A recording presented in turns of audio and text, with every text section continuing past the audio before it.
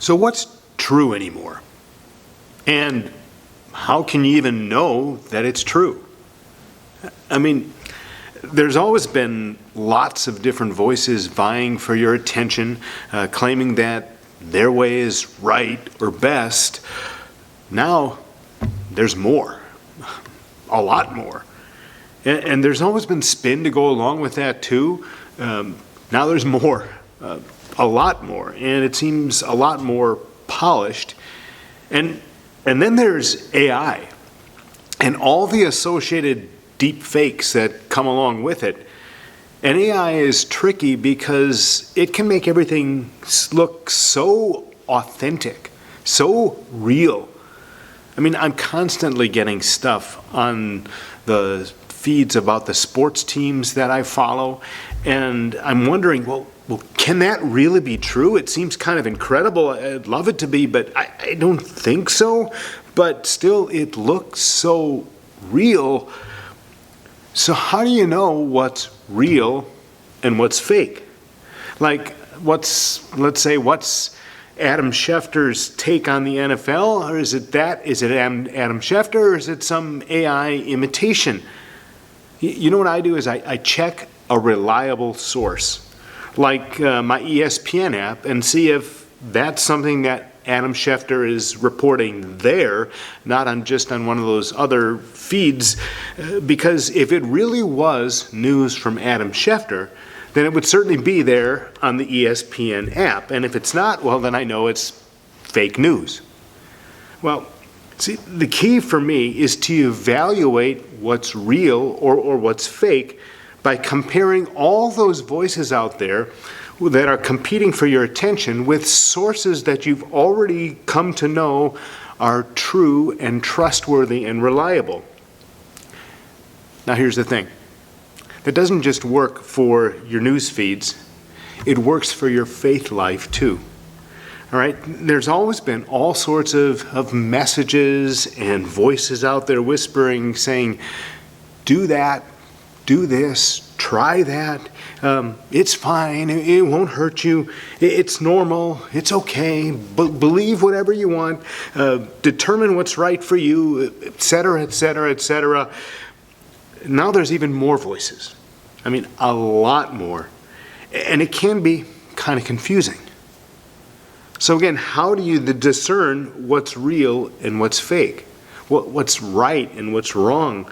What's a message to listen to and a message to ignore? Check reliable sources. Check the reliable source. What Jesus said. What the Word of God says. Here's some of that. John chapter 10, starting at verse 1. Listen. I tell you the truth. Anyone who sneaks over the wall of a sheepfold rather than going through the gate must surely be a thief and a robber. But the one who enters through the gate is the shepherd of the sheep. The gatekeeper opens the gate for him, and the sheep recognize his voice and come to him. He calls his own sheep by name and leads them out. After he has gathered his own flock, he walks ahead of them, and they follow him because they know his voice. They won't follow a stranger. They will run away from him because they don't know his voice. Those who heard Jesus use this illustration didn't understand what he meant, so he explained it to them. I tell you the truth. I am the gate for the sheep.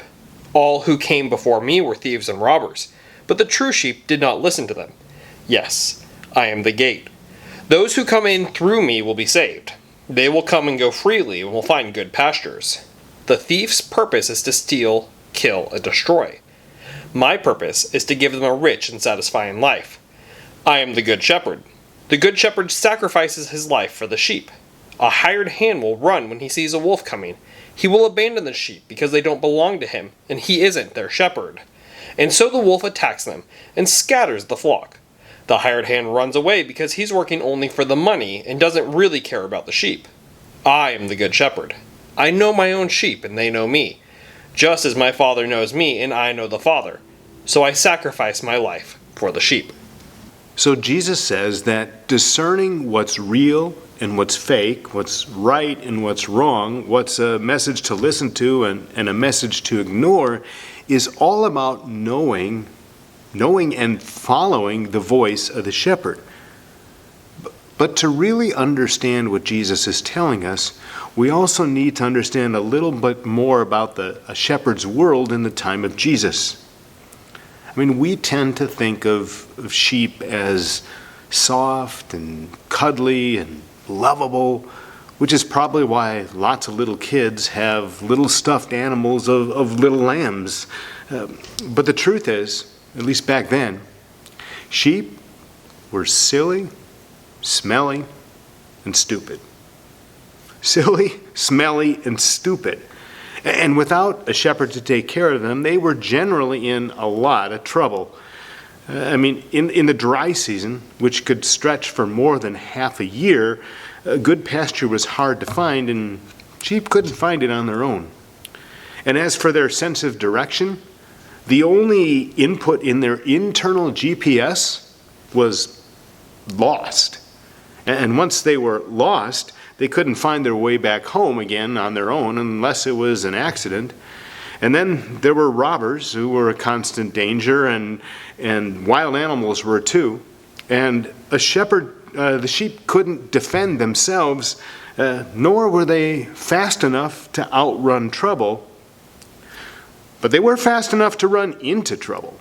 I mean, they were sheep after all. Again, silly, smelly, stupid, stubborn, blissfully, stubbornly stuck in their ways, having a tendency to do the wrong thing, to go their own way, to wander off and get into trouble, and to cause the shepherds all sorts of grief.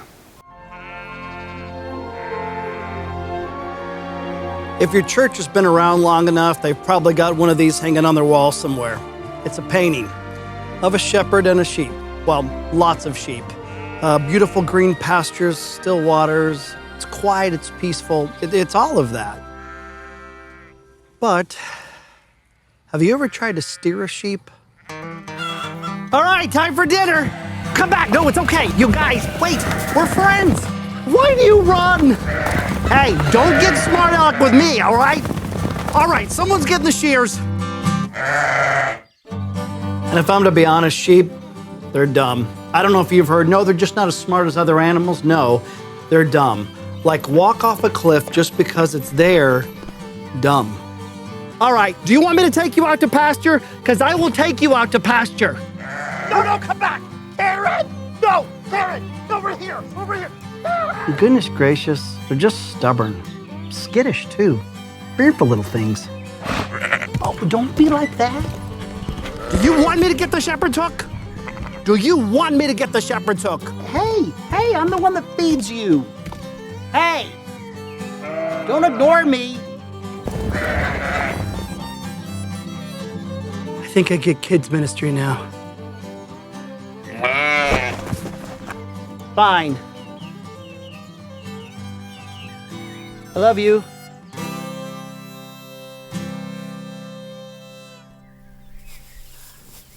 You ever wondered why Jesus called us a sheep? Kind of a bitter pill to swallow, huh?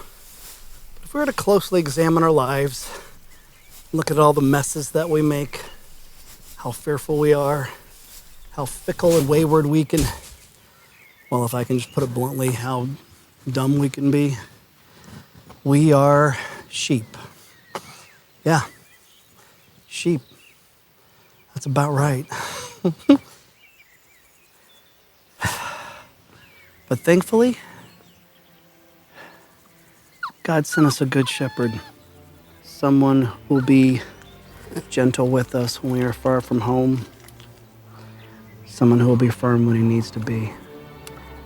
Doesn't it say everything that God picked shepherds to send the good news of Jesus' birth? And that right there should remind us of his shepherding ways right off the bat. That first Christmas, it was a sign of peace with God for all eternity. And our shepherd, he paid the price for that peace, the highest price. I don't know about you, but this Christmas, it means so much to me that I have a good shepherd.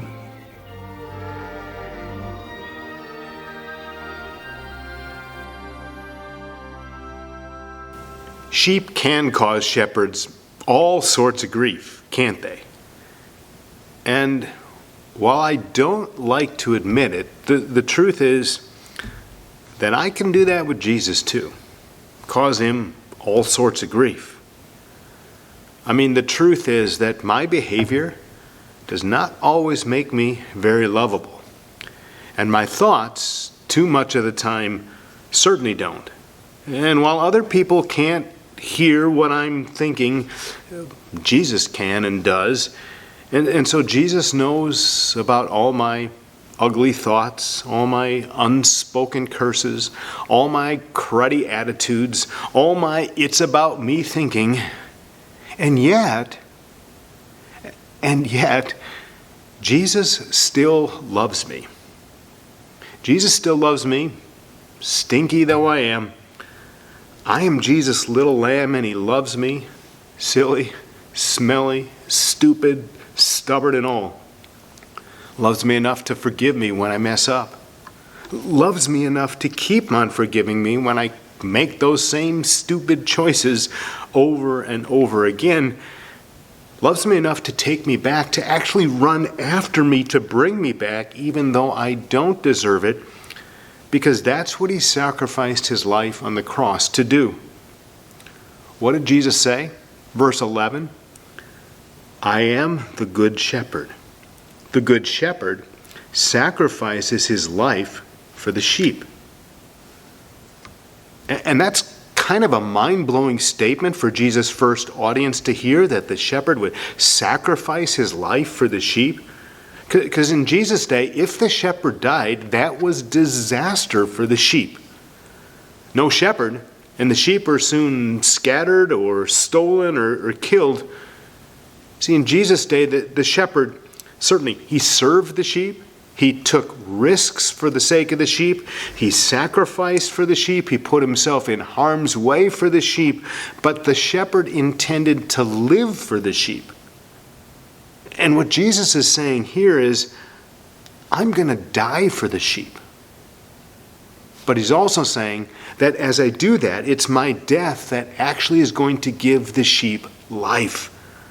A perfect life in heaven, where we're going to experience an up-close, face-to-face personal relationship with God forever. But also what Jesus called in verse 10, a rich and satisfying life here. Now, before we move on in this conversation, I want you to take a few moments to pause and reflect on that phrase, rich and satisfying life. How would you, for yourself right now, define a rich and satisfying life? Go ahead and pause and think about that before moving on.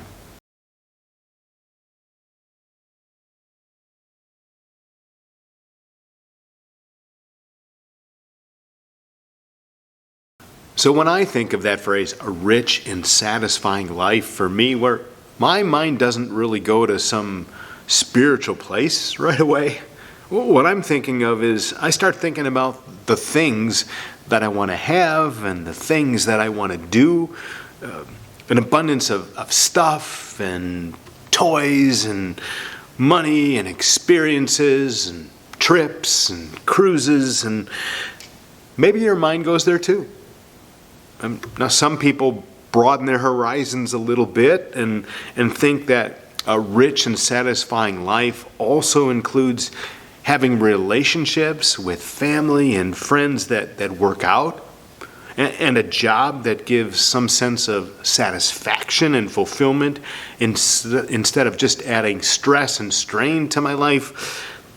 And a rich and satisfying life can include all those things, but it's just not what Jesus is talking about here. The rich and satisfying life that Jesus is talking about giving us isn't about the things that we see. It's about what goes on in our hearts and our minds because we have a relationship with Him. And because Jesus keeps telling me over and over and over again, I am deeply, deeply, deeply loved. And because of how we experience His shepherding presence in our lives on a daily basis. That's what Jesus means by that rich and satisfying life that He's giving us. So let's dig a little deeper into that. In verse 14, Jesus said this, "I am the good shepherd. I know my sheep, and they know me." Now, a shepherd in Jesus' day knew exactly how many sheep that he had. The flock wasn't just a big group to him. It was individuals that he knew. He could tell them apart. And he actually had a name for every one. Often he had an individual call for every sheep too, which is kind of amazing to me when you think that every sheep looks pretty much the same as every other one. He'd call his sheep to come, and they'd respond to his voice because they'd lived so closely with the shepherd and they knew him so well. Do you get what Jesus is trying to say here? What he's saying is that a rich and satisfying life means, first of all, that Jesus knows me personally. Jesus knows each of us by name, without a name tag. I mean, in a world that in many ways is impersonal and inauthentic and unforgiving, isn't it rich and satisfying to know that the God who made the universe considers you to be a personal friend? And isn't it rich and satisfying to know that no matter what's going on around you, that Jesus keeps telling you, "I know you, and you're special, you're unique, you're mine, and you are loved, warts and all"?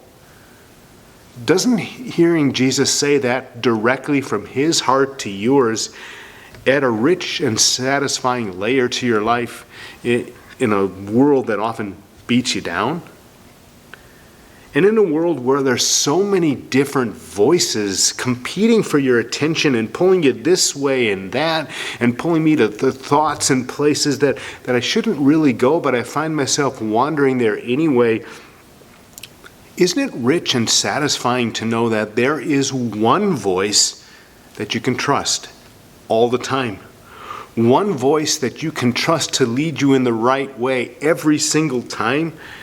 And that the Good Shepherd cares enough to call out to you, "Follow me," and lead you through a challenging and confusing world.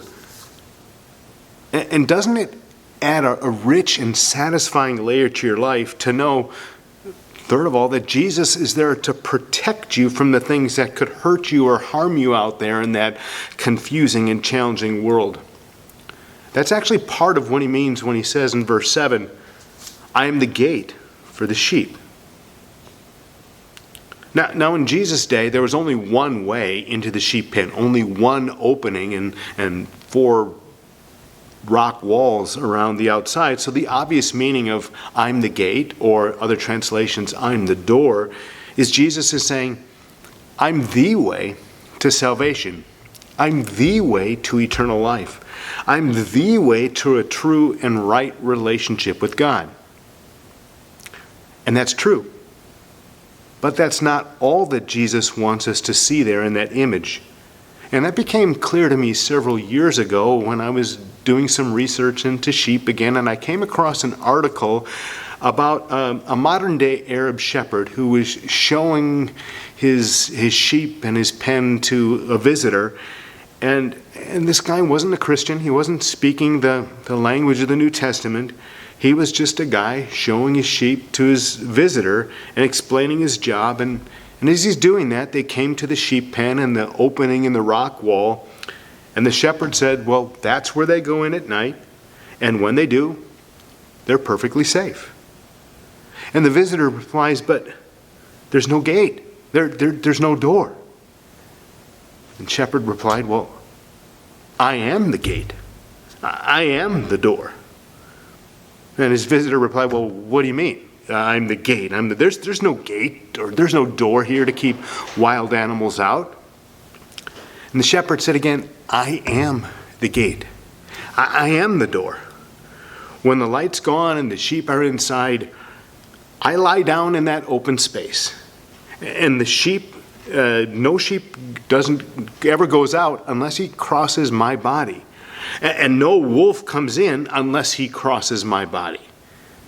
I am the gate. I am the door."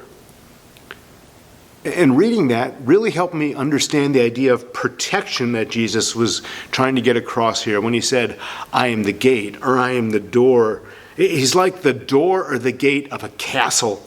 He keeps the enemies out, and he protects us when thieves and robbers try to get in and steal and kill and destroy. And make no mistake, Satan is making it his business to steal and kill and destroy, among other things, to steal and kill and destroy our faith and our hope and our trust and our confidence in God, our love for others, our motivation to do what's right, our motivation to invite others to check out Jesus, to steal, kill, and destroy our joy. I mean, before we go on in this conversation, take a moment to stop and think about where that's happening for you right now. Where right now is Satan trying to steal, kill, or destroy in your life right now? Hit pause and think about that before moving on in this conversation.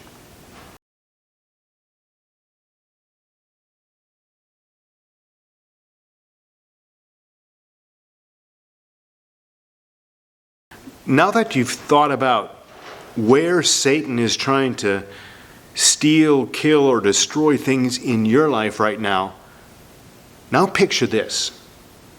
Jesus, the Good Shepherd, stands up and says, I am the gate. I am the door. I am in that opening. And if you're going to get to them, you gotta go through me. The risen, living Lord who on Easter stomped Satan in the face. All right, that's what Jesus says there. How does that encourage you to hear that right now? Doesn't hearing Jesus say that directly from his heart to yours, again, add a rich and satisfying layer to your life in a world where you're so often under attack? Jesus is the Good Shepherd. He knows you personally. He leads you faithfully. He protects you powerfully. And he loves you dearly. And when you see how deeply, deeply, deeply loved that you are, and when you see what a rich and satisfying life that you can find in Jesus, well, that's when I see that, that's when I become a little more leadable. I mean, I've learned to trust his love and his care and his protection and his direction and his destinations. And so I'm more willing to be led by Jesus and rather than just stubbornly insisting on my own way. And I'm more willing to listen to his voice because I've come to know that Jesus always leads me to good places. And I even start learning to trust his discipline. Did you get that? Because he's our good shepherd, he also disciplines us from time to time. Disciplines us so we don't stray too far, so we learn how to follow him better. Now I don't like it, but I know that I need it. And ultimately, I also know that discipline is ultimately for my good. See, the rod and the staff that the shepherd uses to lead and guide and protect and even reach down in places and rescue the sheep, it can also be used to whack the sheep back into line. In fact, I've read that at times a shepherd would actually intentionally hobble a sheep with its rod so that it would have to stay close, that it would learn to follow where the shepherd was leading rather than always going off on its own way. And if that's true, then it gives me a new insight into that famous picture of Jesus carrying a little lamb on his arms over his shoulder. I mean, maybe that lamb was the one who was wandering. Maybe that lamb was the one who kept going off on his own. Maybe that lamb was the one who just wouldn't listen to the shepherd's voice or follow where he was leading. Maybe that lamb was me. Maybe that lamb was me, the one the shepherd had a hobble so that I'd learn a lesson, so that I'd listen, so that I'd learn to follow better, so that I'd stay safe. All right. Now, discipline's never fun. Never. But here's the beauty of that picture, I think.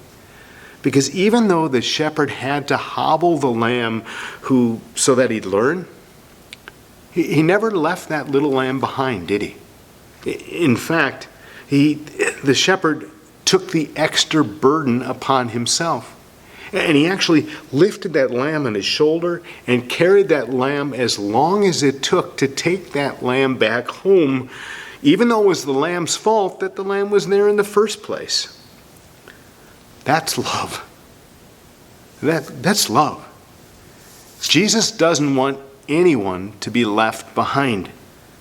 Not the wayward, not the wandering, not even the ones who have to be disciplined from time to time when that silly, smelly, stupid, and stubborn nature comes out again. So Jesus puts in the work. Jesus puts in the work to carry us back home. He loves us that much. He serves us. He sacrifices for us, so much so that he was willing both to die for us and to continue to live for us. And when we see that kind of love, well, then we hear Jesus' voice a little more clearly through all the clutter of all those voices vying for our attention.